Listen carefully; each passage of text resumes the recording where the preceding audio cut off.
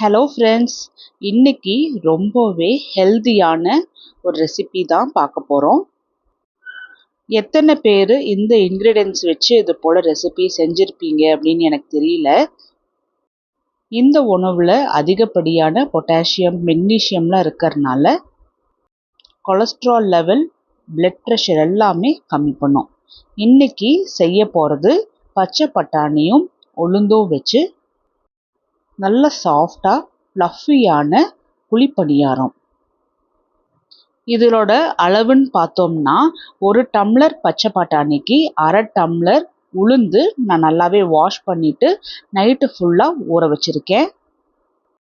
அடுத்த நாள் காலையில் இது ரெண்டுமே நல்லா ஊறி வந்த உடனே இது ரெண்டத்தையுமே மிக்ஸி ஜாரில் ட்ரான்ஸ்ஃபர் பண்ணிவிட்டு தேவையான அளவுக்கு தண்ணி சேர்த்து அரைச்சி எடுத்துகிட்டு வந்திருக்கேன். இப்போ இதை மூடி வச்சுட்டு குறைஞ்சது 5 மணி நேரமாவது புளிக்க வைக்கணும். குழிப்பணியாரத்துக்கு தாளிப்பு ரெடி பண்ணிடலாம். பேன் கொஞ்சமாக சூடான உடனே 1 டேபிள் ஸ்பூன் தேங்காய் எண்ணெய் ஊற்றிட்டு இதில் 1/4 டீஸ்பூன் கடுகு, 1/4 டீஸ்பூன் ஜீரகம், 1/4 டீஸ்பூன் உளுத்தம் பருப்பு, இது மூணுமே நல்லா லைட்டாக வறுப்பட்ட உடனே சின்ன சின்னதாக கட் பண்ணின கொஞ்சமாக கருவேப்பிலையும் போட்டு இதையுமே நல்லா மிதமான சூட்டில் வச்சு வறுத்தது போல் எடுத்துக்கணும். இதில் 2 நார்மல் சைஸ் பச்சை மிளகாவும் நான் நல்லா சின்ன சின்னதாக கட் பண்ணி வச்சுருக்கேன். அப்போ தான் வறுத்துட்டு மாவில் சேர்த்தும் போது பணியாரம் லைட்டாக காரமாகவும் இருக்கும், பச்சை மிளகாவும் கடித்து சாப்பிடும்போது காரம் தெரியாமல் இருக்கும். பச்சை மிளகாவும் கொஞ்சமாக வறுப்பட்ட உடனே ஒரு நார்மல் சைஸ் வெங்காயத்தையும் சின்ன சின்னதாக கட் பண்ணி இதோடவே சேர்த்து நல்லா வறுத்து எடுத்துக்கலாம். வறுக்கும் போதே தேவையான அளவுக்கு உப்பும் சேர்த்து நல்லா கலந்துட்டரலாம்.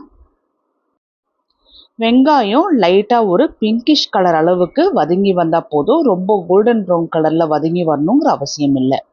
இதில் 1/4 டீஸ்பூன் மஞ்சள் போட்டு லைட்டாக வதக்கி எடுத்துட்டு கடைசியாக சின்ன சின்னதாக கட் பண்ணி வச்சுருந்த கொத்தமல்லியும் போட்டுவிட்டுட்டு நல்லா கலந்துட்டரலாம். சேர்த்திருக்கிற இன்க்ரீடியன்ஸ் எல்லாமே லைட்டாக வதங்கி வந்தாவே போதுமானதாக இருக்கும். மாவு 8 மணி நேரம் நான் புளிக்க வச்சுருக்கேன்.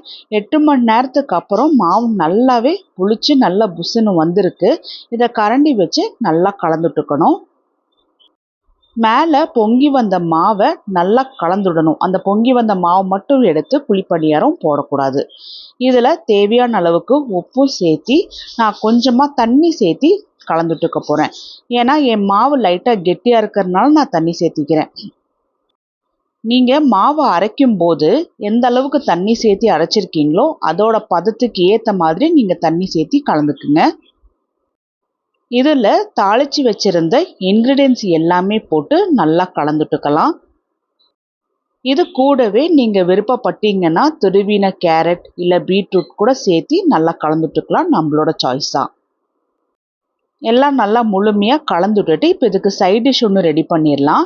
பேனில் 2 டேபிள் ஸ்பூன் தேங்காய் எண்ணெய் ஊற்றிட்டு எண்ணெய் சூடான உடனே 1/4 டீஸ்பூன் ஜீரகம், 1/4 டீஸ்பூன் கடலைப்பருப்பு, 1/4 டீஸ்பூன் உளுத்தம் பருப்பு, 3 பச்சை மிளகா மிதமான சூட்டில் வச்சு இது மூணுத்தையுமே நல்லா கலந்துட்டுட்டு ஒரு நார்மல் சைஸ் வெங்காயத்தை நான் பெருசு பெருசாக கட் பண்ணி வச்சுருக்கேன்.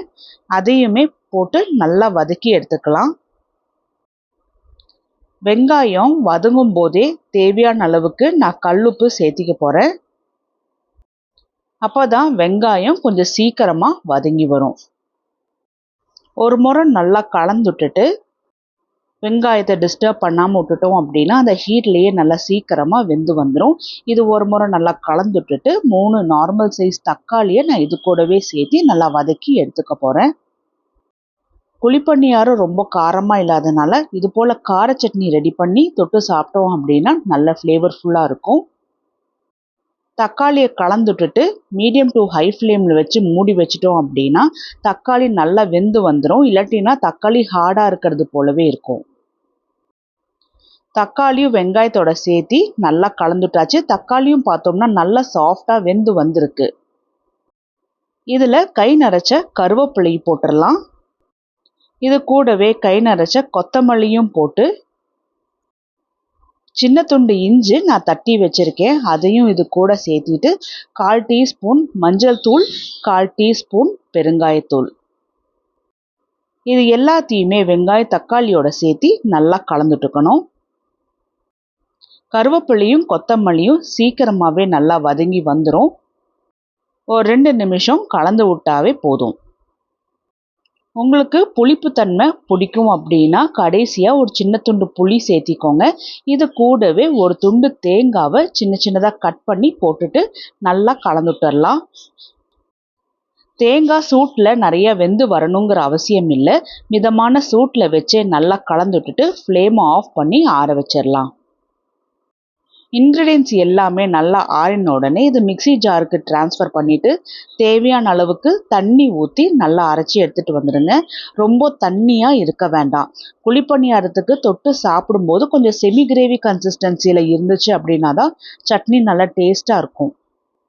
நான் இந்த பதத்துக்கு அரைச்சி எடுத்துகிட்டு வந்திருக்கேன். ஸ்டவ் டாப்பில் குழிப்பணியார சட்டி வச்சுட்டு இதில் கொஞ்சமாக தேங்காய் எண்ணெய் ஊற்றி எண்ணெய் சூடானதுக்கு அப்புறமா ரெடியாக இருக்கிற மாவை ஊற்றிட வேண்டியதான். மாவு ஊற்றும் போதும் சரி, வேக வைக்கும் போதும் சரி, மிதமான சூட்லேயே தான் வைக்கணும். அப்போ தான் மாவு முழுமையாக வெந்து வரும்.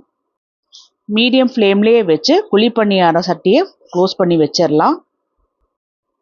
ஒரு பக்கம் நல்லா வெந்ததுக்கு அப்புறமா இன்னொரு பக்கம் திருப்பி போடணும்.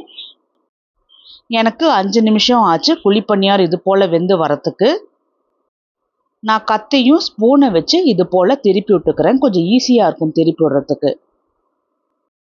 திரும்பவும் ஒரு 5 நிமிஷம் மூடி வச்சுட்டு குழிப்பணியாரத்தை நல்லா இது போல் வேக வச்சு எடுத்துக்கணும். இது போல் கொஞ்சம் டைம் எடுத்து நிதானமாக 2 பக்கமும் வேக வச்சு எடுத்தோம் அப்படின்னா தான் குழிப்பணியாரம் நல்லா பர்ஃபெக்டாக வெந்து வரும். நல்லா சாஃப்டாக புசு புசுன்னு இருக்கும். ரொம்ப டேஸ்டியாக பச்சை பட்டாணியும் உளுந்தும் வச்சு குழிப்பணியாரம் ரெடி பண்ணிட்டோம். இது ரொம்பவே ஹெல்த்தியான ரெசிபி. வெயிட் லாஸ் பண்ணுறவங்களுக்கு மட்டும் இல்லை, டயபெட்டிக்ஸ் பேஷண்ட்ஸ் கூட இது போல் தாராளமாக செஞ்சு சாப்பிட்லாம். நல்ல ஒரு வெயிட் மேனேஜ்மெண்ட்டுக்கு ஹெல்ப்ஃபுல்லாக இருக்கும். பச்சை பட்டாணியில் ஆன்டி ஆக்சிடென்ட்ஸ் இருக்கிறதுனால நிறைய நோய் எதிர்ப்பு சக்தியும் இருக்கும். ப்ரோட்டீன்ஸ் அண்ட் ஃபைபர்ஸ் இருக்குது. அதனால் ரொம்ப நேரம் ஸ்டொமக் நல்லா ஃபில்லிங்காக இருக்கும். வெயிட் லாஸ் பண்ணுறவங்களுக்கு ரொம்ப நேரம் பசி எடுக்காமல் இருக்கும்.